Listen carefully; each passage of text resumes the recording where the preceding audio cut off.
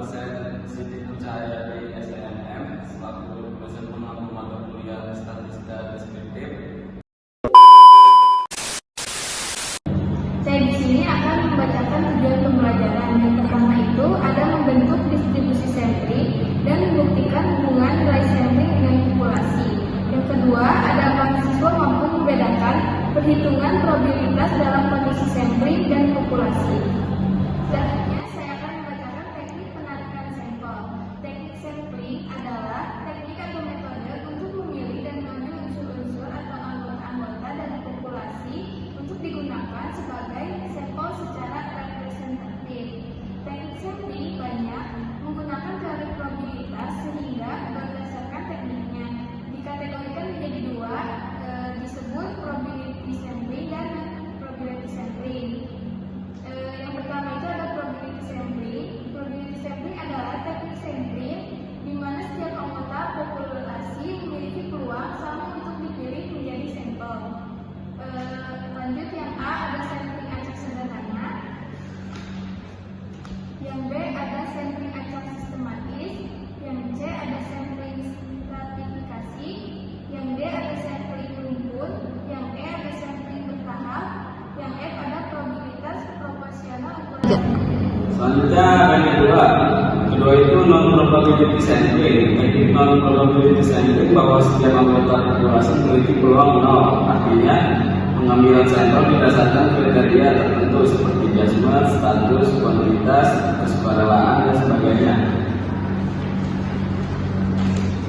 Yang termasuk metode non probability sampling diantaranya yang A itu sampling, yang B sampling kebetulan, yang C itu sampling positif, yang D sampling sukarela, yang E sampling minum, dan yang F itu sampling snowball. Meanwhile, Di sini saya akan menjelaskan yang pertama ada distribusi sampling rata-rata sampel besar dari pertama. Di sini ada diketahui ukuran populasinya 100 juta, lalu ada rata-rata antara semua sampelnya 250 mili, lalu ada standar deviasi populasi atau simpang waktunya 15 mili. Ditanyakan apa waktu atau lateral error sampel standar deviasi semua sampel. Yang B, P X bar kurang dari 253 sama dengan P Z table kurang dari DPT. Jawabannya yang A, simpang waktu sama dengan simpang waktu dibagi kuadrat N sama dengan 15, simpang waktunya 15, kuadrat N itu 100, hasilnya itu 1,5. Yang B, Z table-nya sama dengan 253 dikurang 250 dibagi 1,5 sama dengan ini dikurangi dulu hasilnya 3, lalu 1,5 ini simpan di sini, lalu 3 dibagi 1,5 hasilnya 2,6. Jadi P X bar kurang dari 253 sama dengan P X Z table sama dengan 2,0 sama dengan 0,5 ditambah Z table, lalu 0,5 ditambah Z table-nya lihat dari tabel Z, hasilnya itu 22,0 itu Z table-nya 0,472,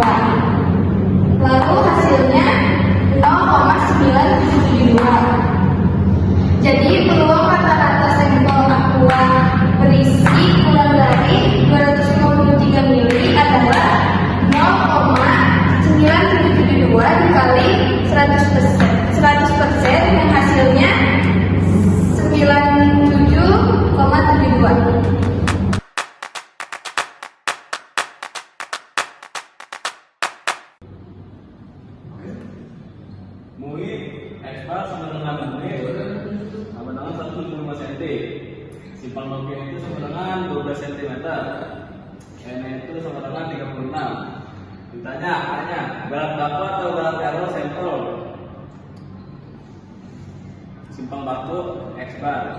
LMB itu P buka kurang X bar kurang dari 120 cm. Kurang sama dengan P kurang Z table kurang dari ini. Mari kita jawab. FK kuadrat N kurang N dibagi N kurang 1 sama dengan itu kuadrat 500 kurang 36 dibagi 500 kurang 1 sama dengan itu kuadrat 464 dibagi 499 sama dengan itu kuadrat 0,929 sama dengan itu 0,964. Bisa ada standar error atau berat baku sampel. Buka kurung simpang baku X bar.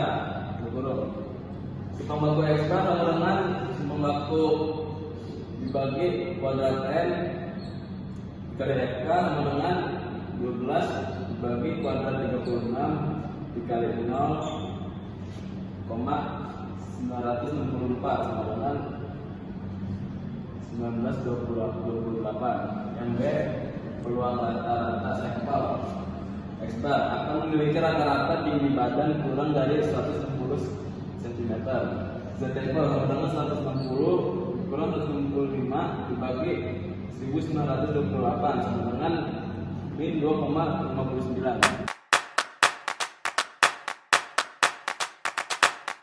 Di sini saya akan menjelaskan contoh ketiga. Diketahui N 100 juta, mu X bar sama dengan 250, simpang baku sama dengan 15, N sama dengan 25. Ditanyakan adalah baku simpang baku X bar, B, P, simpang X bar lebih dari 255 mili sama dengan P, X lebih dari titik-titik. A. Standar error atau berat baku sampai simpang baku X bar. Simpang baku X bar sama dengan simpang baku dibagi kuadrat N sama dengan 15 dibagi kuadrat 25 sama dengan hasilnya 3,00. B. Peluang rata-rata sampel akan berisi lebih dari 255 mili. Z sama dengan 255 mili kurang 250 dibagi 3 sama dengan 5 dibagi 3 hasilnya 1,67. Jadi P X bar kurang dari 255 sama dengan PZ lebih dari 1,67 sama dengan 0,5 dikurang Z table yang hasilnya 0,455. Hasilnya 0,0475. Jadi peluang rata-rata sampel akan berisi lebih dari 255 mili adalah 0,0475 dikali 100% sama dengan hasilnya 4,75%. Diketahui MUI sama dengan 1,80, N itu sama dengan 9 X bar sama dengan 1,95. Kalau S itu 0,24 berada dalam selang. Seterusnya berarti A sama dengan 5% berada di luar selang. A dibagi 2 sama dengan 2,5%, sama dengan air 0,025. N sama dengan 9, bisa DB sama dengan N kurang 1 sama dengan 8. Selanjutnya ada yang pertama itu nilai T table sama dengan T kurung DB, A dibagi 2 sama dengan T 80,025 sama dengan 2306. Jadi 95% berada dalam selang. Min 2306 kurang lebih T kurang lebih 2 T kurang lebih 2306. Yang kedua itu dalam baku.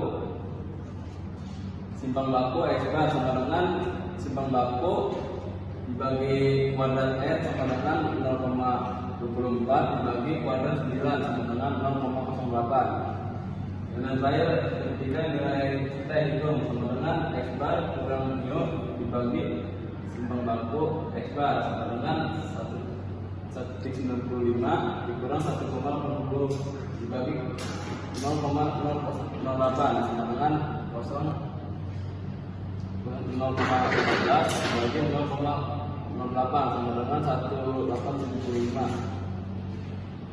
Nilai itu dengan 1875 berada dalam selang. Min 2306 kurang dari T kurang dari 2306. Berarti hasil penelitian Yayasan Konsumen masih sesuai dengan pernyataan manajemen PT sempurna. Sekian dari kelompok kami yaitu kelompok 10. Mohon maaf kalau ada kesalahan dan tidak lengkap dan tidak sempurna. Terima kasih. Wassalamualaikum warahmatullahi wabarakatuh.